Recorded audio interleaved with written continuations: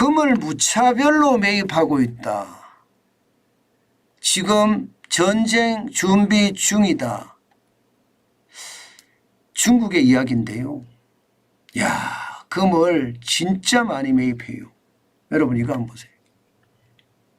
2022년 말 대비입니다. 예, 9월 기준이에요. 중국의 금 보유량 증가율이 무려 말입니다. 7.7%나 늘어났습니다. 와, 엄청나죠? 한 나라 중앙은행의 금 보유량이요. 예, 지금 8개월 사이에 7.7%가 늘어났다는 것은요.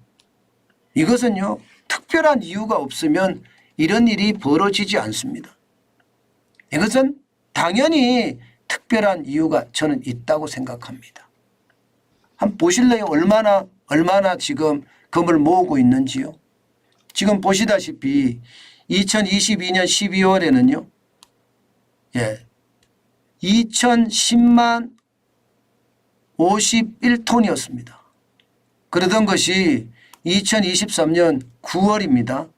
예, 2165만 톤입니다. 사상 처음으로 10개월간 매수 행진을 하고 있고요.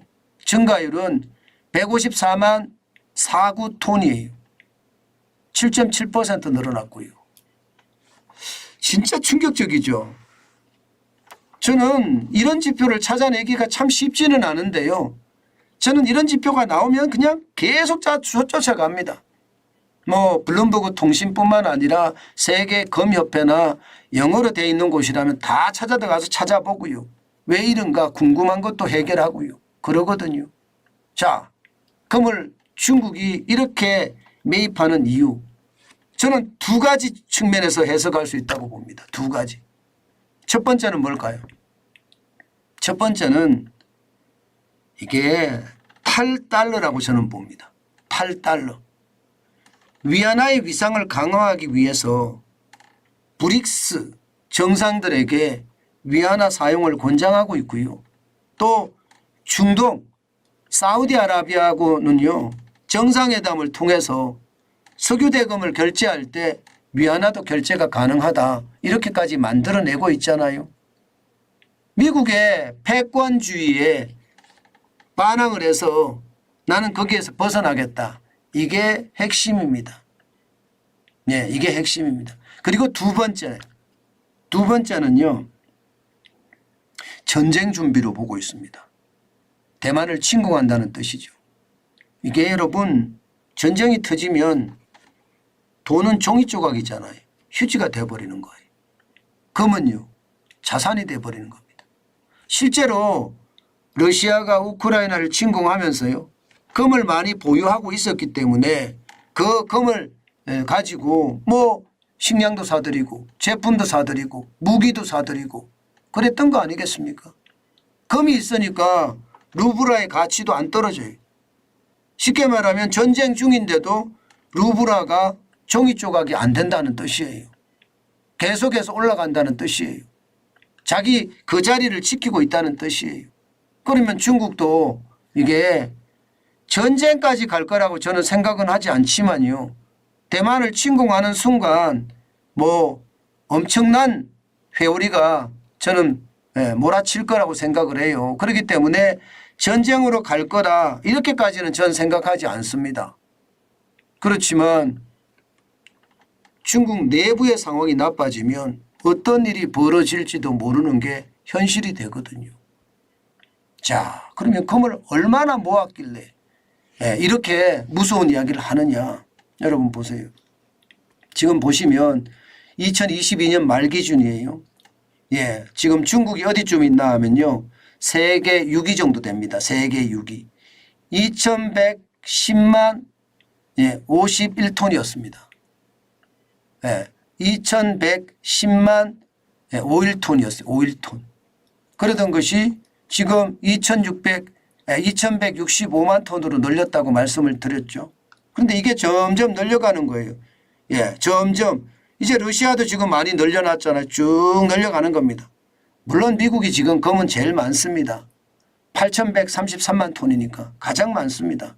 그러나 중국도 계속해서 늘려서 지금 독일이나 이탈리아나 프랑스나 러시아나 따라가겠다는 겁니다.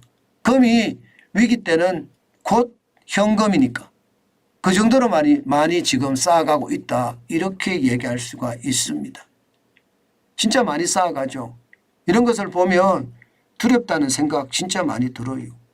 물론 대한민국은 지금 38위, 38위. 예, 104톤, 104만 톤 정도 됩니다. 104만 톤. 이게 우리는 금을 안 삽니다. 이게 외환보유고가 되거든요. 금은 사는 당시 가격으로 외환보유고가 됩니다. 금을 시가로 계속 반영하지는 않고요. 사는 당시 가격으로 외환보유고로 인정을 하는데 우리는 금을 안 샀어요. 금을 안 사요. 그러나 중국은 지금 금을 엄청 사재기거든요. 실제로도 보면요, 여러분. 실제로도 이게 2022년에 세계 중앙은행이 금을 매입을 했는데 1136만 톤이에요. 55년 만에 최고치입니다. 55년 만에 최고치. 이게 뭐 2020년만 하더라도 193만 9천 톤인데 이건 뭐 1136만 톤이니까 어마어마하잖아요. 작년에 보면 1분기, 2분기, 3분기, 4분기 금산이라고 난리도 아니었습니다. 금산이라고. 특히 말입니다. 1분기에는 87만 톤이었는데요. 2분기에는 186만 톤, 3분기에는 399만 톤, 4분기에는 417만 톤이에요. 3분기 399만 톤도 유사 이래 처음인 금인데 4분기 470만 톤도 난리가 아니었습니다. 근데 지금 현재로 보면 올해 들어와서도 2023년 1분기, 2분기에도 금을 계속 매입한다는 이야기잖아요. 예, 그만큼 말입니다. 이 금에 대한 것은요, 앞으로 국부라고 이야기할 수가 있고요. 그 국부를 더 완충시키는 차원에서 지금 금을 사들이고 있는 거예요. 지금 어떤 이들은 그렇게 이야기합니다. 외환 보유액이 7월 기준으로 3조 2천억 달러 정도 되는데요. 지금 중국은요, 미국의 국채를 많이 팔고요. 판 금액으로 금을 산다는 이야기까지 놔둡니다. 물론 실질적인 상황을 보면 중국 내부에 달러가 부족한 것도 사실이거든요. 수출이 엄청나게 무너지니까. 달러가 부족한 것도 사실인데 그것 때문에 미국 국채를 팔아서 달러를 공급하는 측면도 있을 거다. 게다가 외환 지준율까지 계속 낮추잖아요. 그런 걸 보면 달러가 부족한 건 맞거든요. 그러나 국채를 팔아서 금을 산다는 이야기도 틀린 말이 아니다. 이렇게 생각을 하거든요. 우리도 그래야 됩니다. 우리도 저는 금을 많이 사야 된다고 생각합니다. 지금 시기는 놓쳤다고 봐요. 너무 많이 올라갔기 때문에 지금 사는 것은 아니겠지만 금을 많이 사놓으면요. 금을 한국은행 지하에 있는 게 아니에요. 금은요. 실물금은요. 실물금은 저기 영국에 있습니다. 영국에. 영국 런던에 있습니다. 일반적으로 영국 런던에 금을 놔두고 관리를 하거든요. 그러면 거기에 금이 많으면 많을수록 우리는요.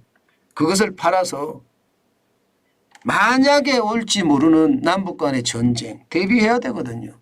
그런 차원에서 보면 금이 좀 많아야 되는데 좀 아쉽긴 아쉬워요. 뭐 그동안 말입니다. 박근혜 대통령 이후 아니면 그 이전에도 저는 마찬가지고 사회가 너무 혼란스럽고 정치가 불안정하니까 경제에 대한 신경을 쓸 여력이 부족하다. 그렇기 때문에 금을 사거나 금을 어떻게 할 수 있는 그런 역할이 없었다. 게다가 SNS가 발달돼 놓으니까 이게 뭐 웅성웅성이 난리도 아니고요. 이 웅성웅성에는 저기 중국에서 저기 북한에서 다 조작되고 지금 바뀌어진 내용들이 많이 올라올 수도 있다. 그게 아마 우리 사회가 이렇게 혼란스러운 이유일 겁니다. 저는 우리 사회가 빨리 안정을 찾지 못하면요. 아마 위기는 점점 커지지 않겠느냐. 저는 그런 생각도 하거든요. 위기는 점점 커진다. 이게 여러분 사회가 시끄러우면요. 사회가 시끄러우면 이게 안정이 되기가 진짜 만만치 않습니다. 안정이 되기. 지금처럼 이렇게 정신없는 이런 사회에서는요. 경제가 제자리를 못 잡아갑니다. 계속해서 경제도 출렁출렁 출렁거릴 수밖에 없다는 게 지금 현재까지의 전망입니다. 그 정도로 상황이 진짜 안타깝다는 이야기입니다. 여러분, 시장이 변하는 것도 사실이지만 그 변화 속에서 혼란스러운 것도 사실입니다. 언젠가는 좋아질 거예요. 언젠가는 우리 국민은 현명하니까 이성을 찾을 거거든요. 좋아지겠지만 지금 당장은 아니다. 그 말씀 다시 한번 올려드립니다.